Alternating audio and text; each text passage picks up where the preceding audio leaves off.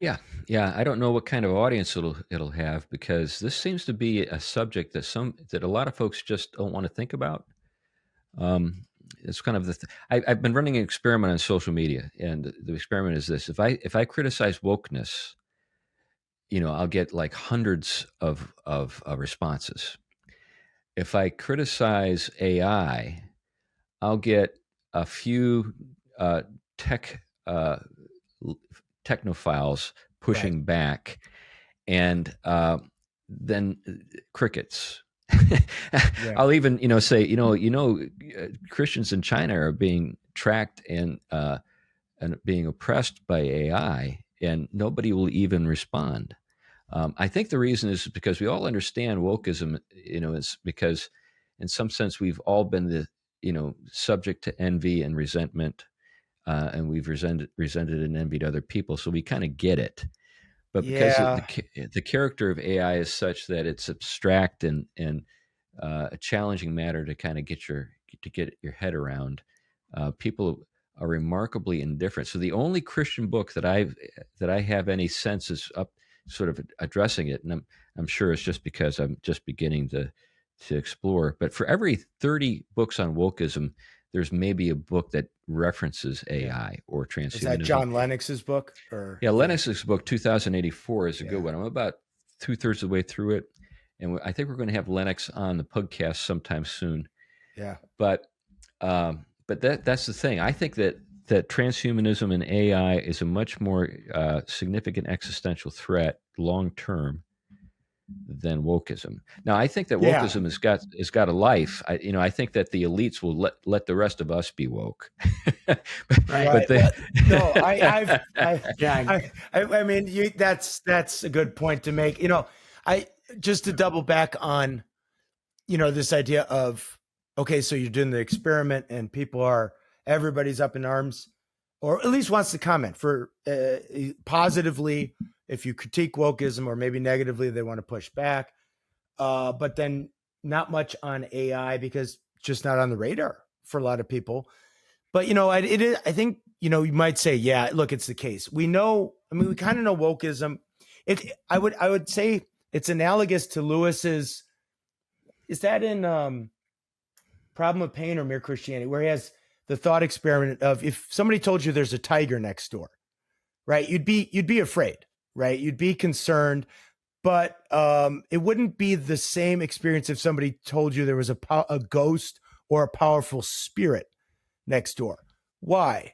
Well, because the tiger we kind of know about. We know why it's dangerous. We know its capacities, what it can do. We know it can kill us, but we understand it, right? We can grapple with the idea of the tiger being in the room. But if you say powerful spirit or ghost, it's the numinous. So you're like, it's just unknown still. And when something's unknown, when we can't define it or put any linguistic handles around it, we just often just don't want to deal with it, right? We want to just say, well, it can't be that's actually going to be the case. And you Yeah. bring this out at the beginning of the talk. Well, I would say that in 2016, say, wokeism elicited the same amount of indifference because people just really at that point hadn't been exposed to it long enough and hadn't been seeing Yeah. the ramifications of it at that point. But the intellectual history was there, right? If you looked into Yeah, it, you could see the intellectual lineage of yeah, ideas. you could, but Yeah. given the experiment, man on the street. Yeah. So go back to your aesthetic, for example. One of the things that's starting to show up now is how AI images are starting to be kind of sneered at a little bit, because that's the most easily accessed understanding. And we talk about aesthetics and how beauty really counts. Now all of a sudden it's like, and then of course we had Hurricane Helene and the AI picture of the little girl with the puppy dog Yeah. in the boat. Yeah. That too many people rushed to judgment and said, look at this terrible thing, and then other people slapped him down, and you got the community notes on X, and now people are feeling embarrassed about it. And so that's the first tinge of, oh, this can lead me down a wrong path. And so I'm curious to see, and we haven't even talked about self-driving cars and the those kinds of things where, that seemed to be just a outlier but it's not going to be an outlier. There's a lot of those kinds of issues that are going to show up down the road, because you can't possibly in a large language model sample every aspect of everything and get it right all the time. You just don't. There's just too many variables. So as this progresses, I'll be interested to see if something like that happens and it blows up where people start to see that concern. You mentioned China. I read an article where this young girl, in China they don't even use coins to access vending machines. They use their smartphone. Well, their smartphone shut off their credit to go. They, as you say, couldn't buy a train ticket. No, you're not allowed to leave. They have a social credit score in China, and if your social credit score is diminished, how do we buy airline tickets today? Nobody goes to a counter. There's no travel agencies really anymore.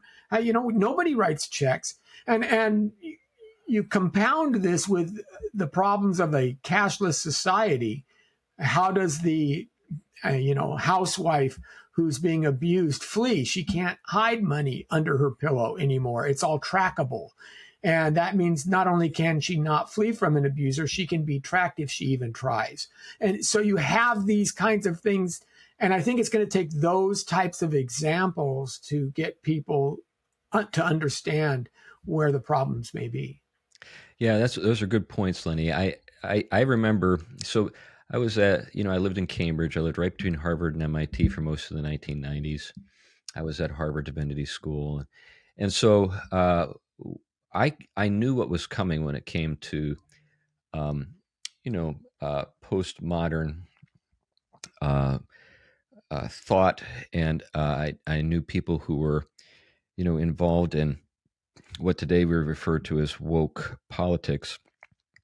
And I tried to tell people what to expect, and I was more or less laughed at because everything, it seems so absurd to most people, and it is absurd, but it's remarkable how much salience it has, even though it's patently absurd. The idea that you are not male, even though you've got all the physical equipment, you are whatever you feel like you are inside. This is something that I could see when I lived in Cambridge, all around me, and I said, "This is going to come to your small town."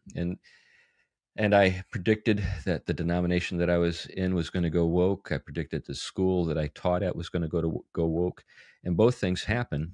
But 20 years after I started talking about it, and after I was no longer associated with those places, the school that I used to teach for closed. I predicted it would, as part, in part because of these developments. I think you're right. I think we're at a point now in this whole thing where it just seems too far-fetched. I do think, though, the difference is when we're dealing with woke stuff. The problem with the woke stuff is that we are dependent enough upon people who possess the kind of competencies we need for it to fully carry the day. For example, when Boeing had trouble with the door flying off, immediately everybody went mentally, even if it had nothing to do with DEI, everybody's mind went to DEI. We know that Boeing is woke. We know that they're hiring people who they wouldn't have hired years ago because they have to keep certain people happy in the HR department or in the world of investing, like BlackRock or whatever. But immediately everybody's mind went there. But I think that when we think about the aesthetic component, I think that the visual sort of the generative AI art is still very crude at this point. But if things continue to move in the direction that we're told they will with AGI, artificial general intelligence, and then super AI, super intelligence, we won't be able to rely on our intuitions.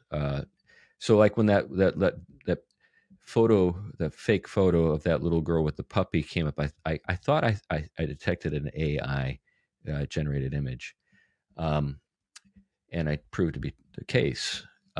But I have a background in the arts, so I have a kind of maybe an ability to apprehend that kind of thing or see the commonalities. But I do think It's getting better and better and better, and that's the way neural networks work. And if they can keep feeding it the energy and the data it craves, and if we continue to see Moore's law with exponential improvement with chips and computing power, it's going to be awfully hard for your average person to know the difference between a deep fake and the real thing. It's even hard now.